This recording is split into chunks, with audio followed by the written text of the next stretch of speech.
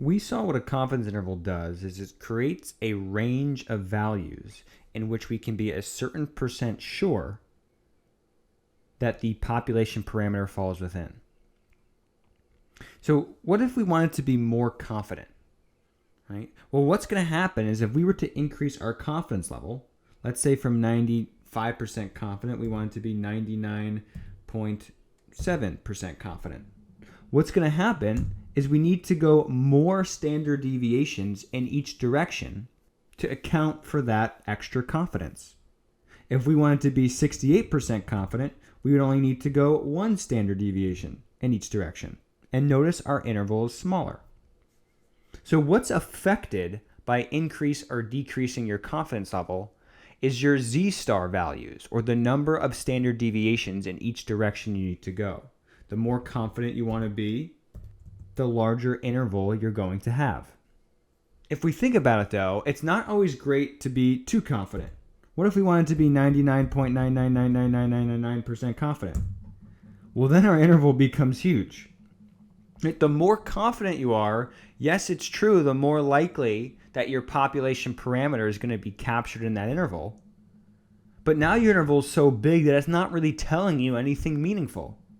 So you don't want to have such a big interval that you haven't really learned any meaningful information, but you don't want to have such a small interval that you're likely to not capture your population parameter. You need to find a happy medium, and different situations call for different confidence levels. What we'll be primarily dealing with in this class is a 95% confidence interval, but we can deal with different types and different levels of confidence intervals. The next thing we should think about is, well, what happens if we increase or decrease our sample size? Well, when we increase our sample size, say we went from 125 observations to 1,250, look at what happens. Your confidence interval shrinks. If we wanted to decrease our sample size to 12 observations, our confidence interval increases. This is because the more observations you have, the smaller your spread becomes. So in all three of these cases, 1,250, 125, and 12, each of them we were making a 95% confidence interval. For all of those intervals, we're 95% confident that the population parameter falls in that interval. But our interval becomes more precise the more observations we have. It's not that we're more confident. Our interval is more precise. It's a smaller range. And in having a smaller range, we can better estimate what our population parameter is. Your standard error or your standard deviation decreases with the more observations you have. Your confidence level does not increase or decrease. Right? That remains the same. What changes is your standard deviation or your standard error. To recap, when we increase our confidence level, our confidence interval is going to increase. It's going to become a bigger interval.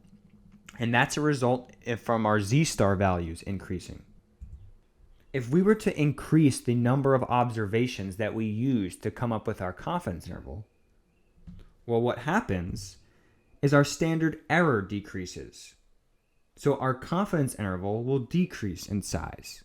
It will become more precise. The smaller confidence interval you have, the more precise your interval is. The more confident you are, the bigger your interval will be, so the less precise you'll be, but the more likely you're going to capture your population parameter.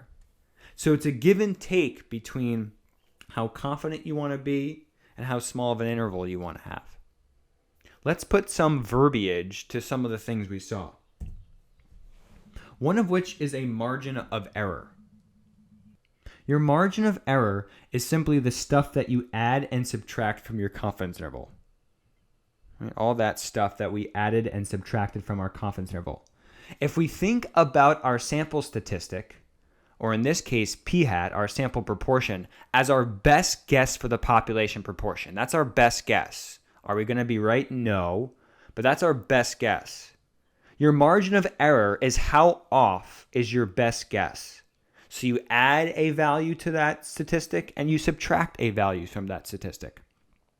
So we call that the margin of error.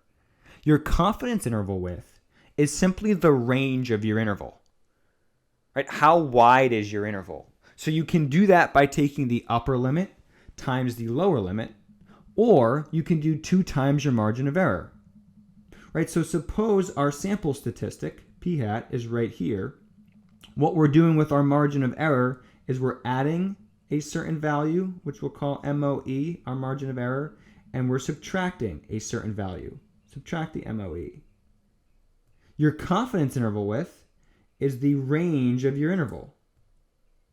So you can do that by taking the upper limit minus the lower limit, or 2 times your margin of error. Both of those would yield your confidence interval width. For statisticians, obviously it would be advantageous to have the smallest confidence interval width or smallest margin of error possible. That way you would be very precise about what your parameter is, right? The smaller interval you have, the more precise your estimate's going to get. Often, though, you shouldn't mess with your confidence level, right? We saw previously that the lower confidence level we have, the smaller interval we have. But if you lower your confidence level, it's going to be more likely that you're going to make a mistake and not adequately represent your parameter. So the only real tool that statisticians have to affect the size of their interval is the sample size, n.